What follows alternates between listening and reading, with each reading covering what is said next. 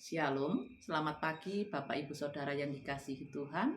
Sidang Jemaat GSJA Peniel Surabaya dan Sidang Jemaat GSJA Cabang Anugerah Kemendo bertemu kembali dalam program Mimbar Gemar Online pada hari ini, Jumat tanggal 6 Februari 2026. Saya terberkati di dalam pembacaan Gemar sesuai jadwal dalam kitab Mazmur pasal 78 ayat 70 dan 71. Demikian firman Tuhan. Dipilihnya Daud, hambanya, diambilnya dia dari antara kandang-kandang kambing domba. Dari tempat domba-domba yang menyusui didatangkannya dia untuk menggembalakan Yakub umatnya dan Israel miliknya sendiri. Puji Tuhan. Renungan pada pagi hari ini saya beri judul Tuhan memilih orang yang berkenan di hatinya. Raja Saul sudah ditolak oleh Tuhan untuk memimpin atau menjadi raja umat Israel. Karena Raja Saul tidak taat kepada Tuhan. Tuhan mempersiapkan seseorang untuk menggantikan Raja Saul. Tuhan mempersiapkan dan memilih seorang yang berkenan di hatinya, yaitu Daud, untuk menjadi Raja Israel menggantikan Raja Saul. Itu bisa kita baca dari 1 Samuel pasal 16 ayat yang pertama. 1 Samuel 16 ayat yang pertama, berfirmanlah Tuhan kepada Samuel, berapa lama lagi engkau berduka cita karena Saul? Bukankah ia telah kutolak sebagai raja atas Israel? Isilah tabung tandukmu dengan minyak dan pergilah. Aku mengutus engkau kepada Isai, orang Betlehem itu, sebab di antara anak-anaknya telah kupilih seorang raja bagiku.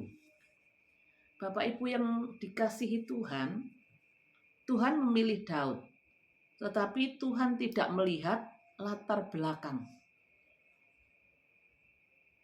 Daud adalah gembala kambing domba yang selalu ada di padang belantara, di padang rumput untuk menggembalakan kambing dombanya. Hidupnya jauh dari kehidupan kerajaan, prajurit, atau tentara untuk berperang. Tuhan memilih Daud. Tuhan tidak melihat fisik atau perawakan yang tinggi besar atau gagah atau tegap. Kita bisa baca dalam 1 Samuel 16 ayat 6 sampai 7. Demikian firman Tuhan.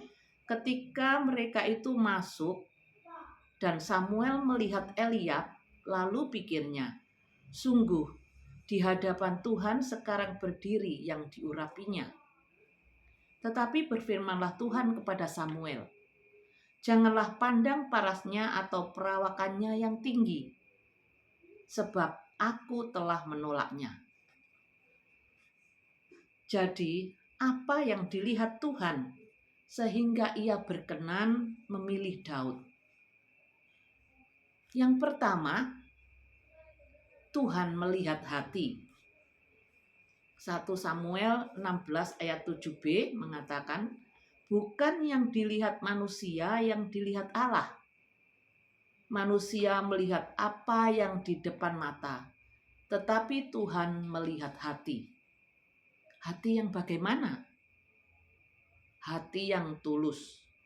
Mazmur 78 ayat 72a menyatakan, ia, Daud, menggembalakan mereka, yaitu umat Israel, dengan ketulusan hatinya. Yang dilihat Tuhan sehingga Tuhan berkenan memilih Daud yang kedua, yaitu Daud selalu mengandalkan Tuhan. 1 Samuel 17 ayat 45. Tetapi Daud berkata kepada orang Filistin itu, engkau mendatangi aku dengan pedang dan tombak dan lembing, Tetapi aku mendatangi engkau dengan nama Tuhan semesta alam, Allah segala barisan Israel yang kau tantang itu. Yang ketiga, yang dilihat Tuhan sehingga Tuhan berkenan memilih Daud, yaitu karena kecakapan dan ketangkasan tangannya. Artinya, dengan tangannya Daud bekerja dengan tekun. 1 Samuel 17 ayat 34 sampai 36a, ayat 49 sampai 50. Demikian firman Tuhan. Tetapi Daud berkata kepada Saul, "Hambamu ini biasa mengembalakan kambing domba ayahnya. Apabila datang singa atau beruang yang menerkam seekor domba dari kawanannya, maka aku mengejarnya, menghajarnya, dan melepaskan domba itu dari mulutnya. Kemudian apabila ia berdiri menyerang aku, maka aku menangkap janggutnya, lalu menghajarnya dan membunuhnya. Baik singa maupun beruang telah dihajar oleh hambamu ini." Ayat 49. Lalu Daud memasukkan tangannya ke dalam kantungnya, diambilnyalah sebuah batu dari dalamnya, diumbannya, maka kenalah dahi orang Filistin itu, sehingga batu itu terbenam ke dalam dahinya, dan terjerumuslah ia dengan mukanya ke tanah. Demikianlah Daud mengalahkan orang Filistin itu dengan umban dan batu. Ia mengalahkan orang Filistin itu dan membunuhnya tanpa pedang di tangannya. Tuhan berkenan memilih Daud menjadi raja umat Israel, sehingga Tuhan mengutus Samuel untuk mengurapi dia. Lalu Samuel berkata kepada Isai di dalam 1 Samuel pasal 16 ayat 11 sampai 13 mengatakan, lalu Samuel berkata kepada Isai, "Inikah anakmu semuanya?" Jawabnya, "Masih tinggal yang bungsu, tetapi sedang mengembalakan kambing domba." Kata Samuel kepada Isai, "Suruhlah memanggil dia, sebab kita tidak akan duduk makan sebelum ia datang kemari." Kemudian disuruhnyalah menjemput dia. Ia kemerah-merahan, matanya indah, dan parasnya elok. Lalu Tuhan berfirman, "Bangkitlah, urapilah dia, sebab inilah dia." Samuel mengambil tabung tanduk yang berisi minyak itu dan mengurapi Daud di tengah-tengah saudara-saudaranya. Sejak hari itu dan seterusnya, berkuasalah roh Tuhan atas Daud. Bapak, Ibu, Saudara yang dikasihi Tuhan, melalui firman Tuhan pagi ini, kita boleh belajar bahwa Tuhan memilih kita tidak melihat latar belakang kita, seperti status, fisik, pendidikan, jabatan, pekerjaan, kekayaan, atau apapun. Tetapi Tuhan memilih kita karena kita berkenan di hatinya.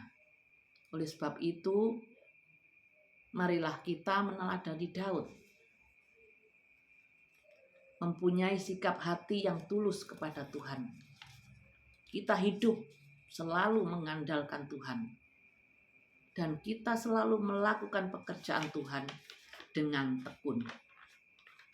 Kalau Tuhan sudah memilih dan memperkenankan kita, hendaknya kita hidup seturut dengan kehendak-Nya.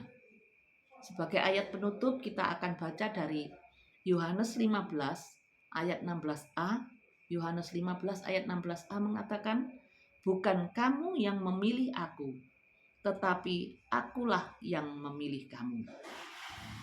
Kiranya renungan pagi hari ini boleh menguatkan dan meneguhkan iman kita kepada Tuhan Yesus Kristus, dan bersyukur karena Tuhan memilih kita, karena kita berkenan di hatinya.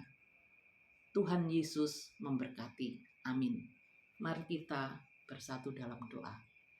Bapa di dalam Tuhan Yesus Kristus, syukur dan terima kasih kami naikkan kepadamu atas kebenaran firman-Mu pagi hari ini, di mana kami boleh belajar melalui kehidupan Daud yang hidup dengan tulus hati di hadapan Tuhan, hidup selalu mengandalkan Tuhan, dan selalu melakukan pekerjaan dengan tangannya dengan tekun.